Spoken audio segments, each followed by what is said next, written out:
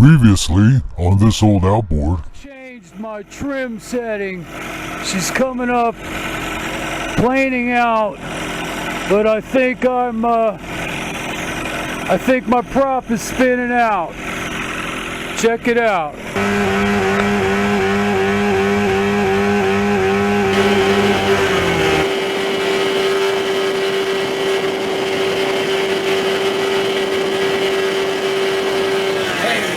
It's this old outboard, ladies and gentlemen, boys and girls, children of all ages. Here you see in my hand a sticky envelope and fuel pump, diaphragm. Ordered this 2 weeks ago. It's been sitting in the van for a week. Haven't gotten around to putting it in yet, but I think I'm going to need it.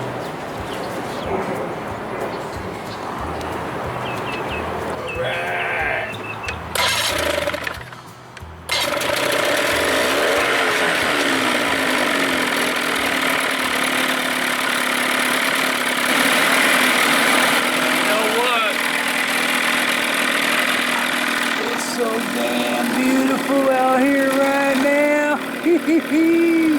I'm gonna take a ride. Every time I've taken this puppy out, it's been choppy. Alright, I'm gonna see if I can get a quick video of this before my camera runs out. Here's what it's doing now.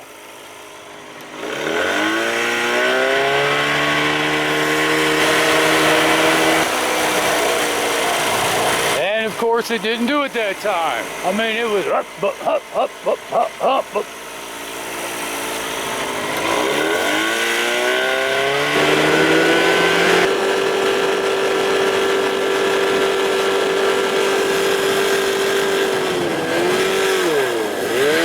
There you go.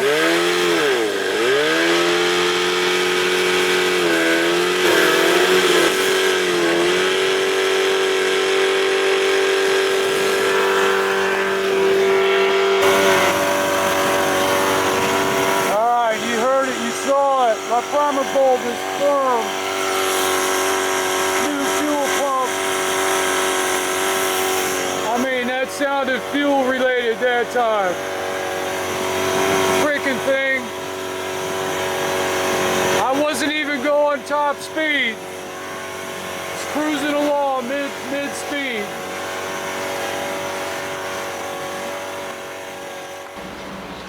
All right, baby, you seen what's been going on with the 89 25 horse Evinrude long shaft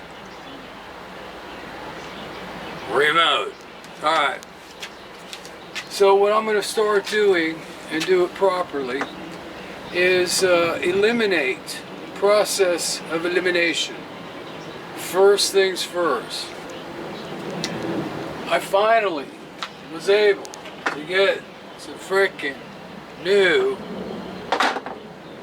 fuel line. Also, the dreaded old gray fuel line. This one isn't really that old. For a while there, I was like, man, I've had that thing for a long time. The other one that I originally had for a long time finally dried up, hard as a rock, sat in my storage unit for God knows how long. So what I'm going to do is I'm going to get rid of this. This primer bulb is brand new. Just bought it a week ago. I'm going to put 5/16 fuel line also on there. I think I mentioned rebuilt the fuel pump, new diaphragm. I had already ordered that thing up when I first got that motor and checked those pumps. And I said, you know, let me slap it in, see what happens.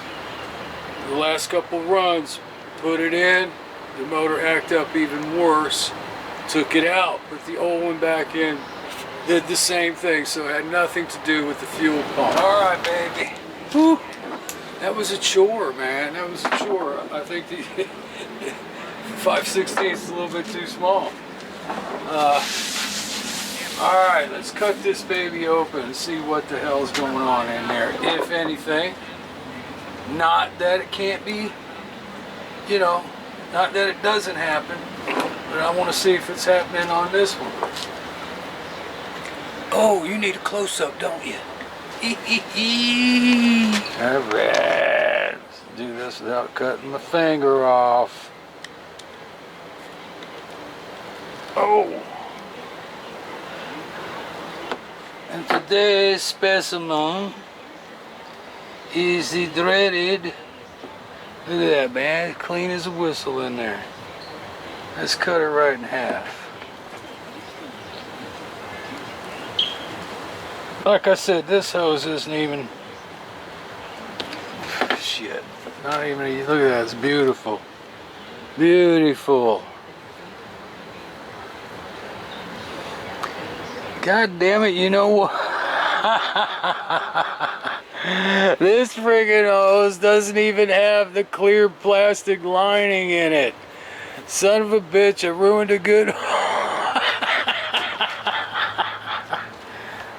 Oh man, that's solid gray. There's no friggin' dual lining in this thing. Ruined a good piece of friggin' hose. Shit. Oh well, it was fun while it lasted. Today's the day I'm gonna pull this thing apart. All new fuel lines, inline filter.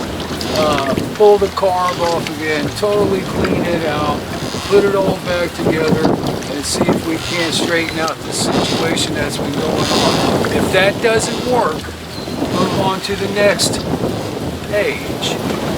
Alright, first things first, I'll pull this damn starter off. Pain in the butt. After you do it 4 or 5 times, it's pretty easy. Of course, the bowl looks spotless, so I'm right at 1 1/8. It's 1 1/8 to 1 1/2. I'm gonna come down to like 1 1/4, I think. All right, so what I'm gonna do is I got my trusty little pick set from Harbor Freight. I'm gonna get right up behind there. I don't know if you can see in there. You should be able to. And I'm gonna get right up behind there and just pull that little tab out just a hair and see where I come out at. That's the drop tab. Ooh, ooh, might have went a little too far. I'm gonna go at 1 1/4. Yeah, I'm way down 1 1/2.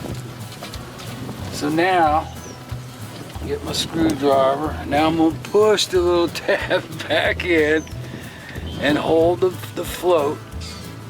Give it a little push. Might not have been enough. Oh yeah, right on, 1 1/4. All right, so got my main fuel line in. Got my carb lined up. I've got to I'm gonna pull off the pump, connect everything, and put everything back. Now that's the old pump. I had rebuilt the other pump, just put a new diaphragm in it, took it out, had same problem. Actually, it got worse. Swapped the pumps back around again, put the old one back in, same problem. So it didn't have anything to do with the new pump. Alright, so that's it, man. Everything, new fuel lines, looking good. New fuel line here. Be the last thing I put on. Put all this back together and fire it up. See what the hell's going on. Alright, that's it, man. Fuel system. Bang, bang, boom. Let's see what we got here. Pump her up. Oh, I had a little leak there, but no. Uh-oh, something's leaking. God damn. This just can't be, man. I'm not getting this shit at all. Right off that freaking little hose. Son of a bitch. I was almost going to show that hose in the video, too. It's got where that little elbow is.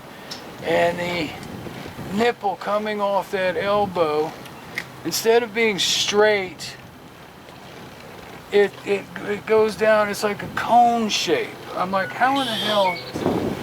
All right, So I'm gonna have to do the exact same thing I did on the Johnson 30 horse. It's in the video. This is the exact piece of hose I used from a 2-stroke little motor, weed eater something, and slide it over this piece, and then put fuck. Thanks, man. Not messed yet. And then and then put the Calm down, man. put the 3/16 piece of hose over this, so I have something to snug the clamp down to. Capiche? Bada bing, bada boom. Alright, that's squared away. Let's pump it up, double check. I'm telling you, man, exact same thing I went through on the 30 horse with this stupid elbow.